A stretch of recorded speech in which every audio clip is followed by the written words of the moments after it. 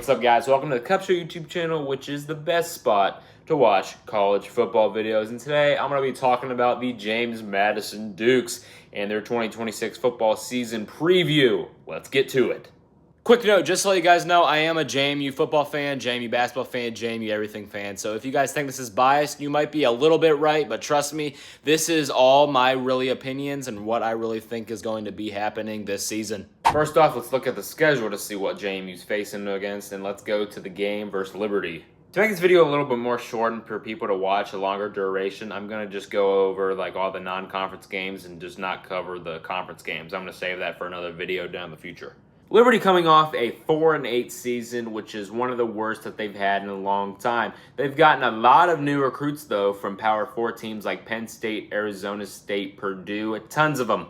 But Liberty has lost a lot of key contributors, including star running back Evan Dickens, who ran for over 1,300 yards this past season. But good news for Liberty Flames, they do return star quarterback Ethan Vasco. So for JMU, this is a huge early season test, as this is going to show how good their defense can really hold up versus the Liberty Flames offense and how good their offense can really do, especially with the quarterback situation, which I'll get into in a bit. So the next game is versus Wagner, which is pretty self-explanatory since it is versus an FCS school, which JMU should ultimately blow out, especially since they're playing at home. But who knows, maybe their head coach brought in some new talent that we don't know about. But yeah, I'm going to take my hopes.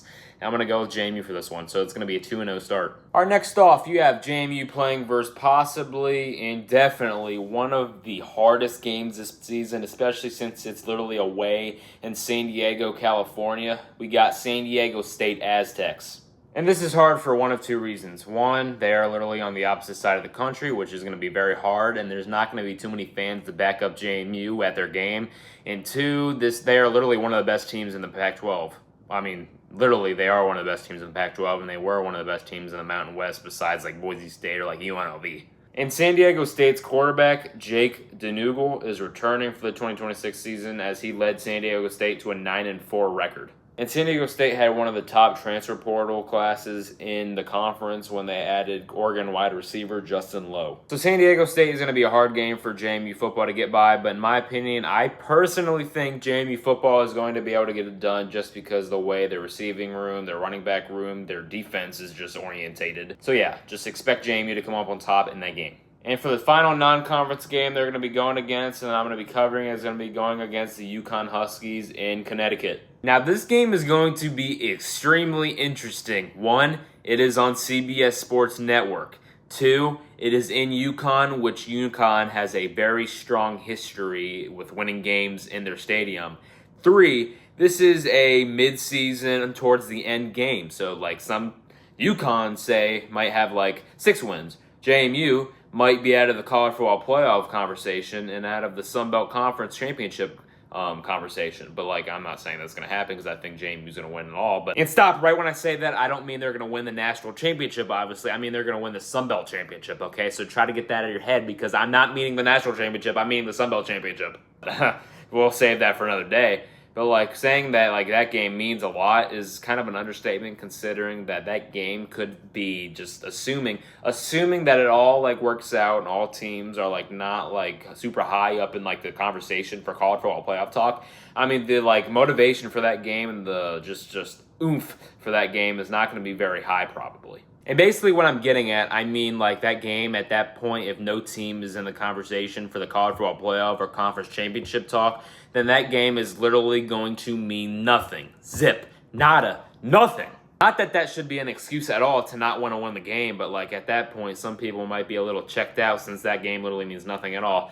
But if a bowl game is on the line, which I think JMU is going to be like clinched in week 6 or like week 5 or week 7, since they're going to be 6-0, I think that they're not going to really worry about that. But UConn, on the other hand, they might not have 6 wins yet, so like they might want to try to fight it off. But if they have like 7 losses at that point, then they're probably not going to even try. Their stars are going to sit out. They're going to let their bench in. They're going to let their seniors in, since all the games that they play from that point on is not going to mean anything.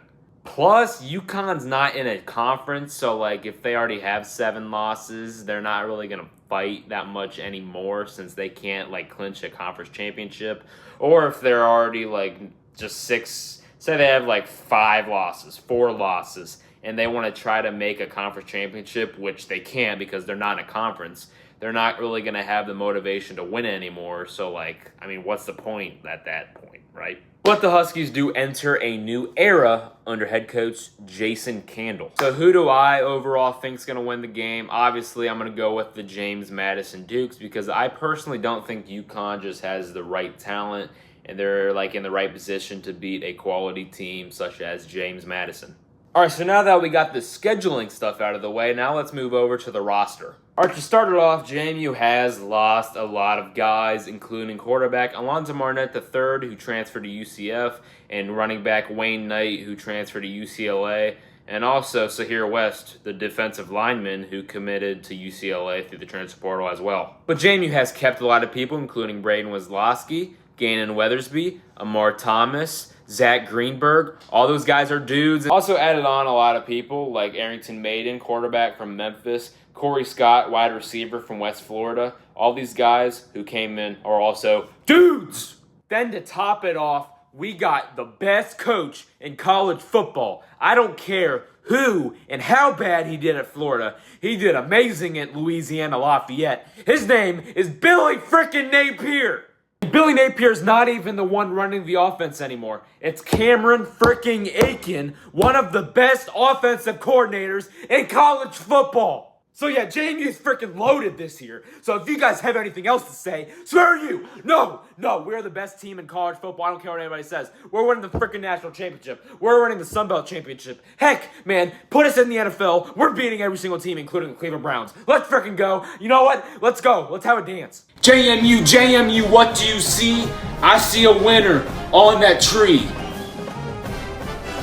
If you enjoyed the prediction and preview of JMU football, please make sure to subscribe and hit the bell so you can see all the other videos I have to post. And make sure to come back when JMU goes 12-0 and wins the national championship because you will be like, oh, I thought you were going to be wrong, but you were right because you're him. You're him. Yeah. Go Dukes.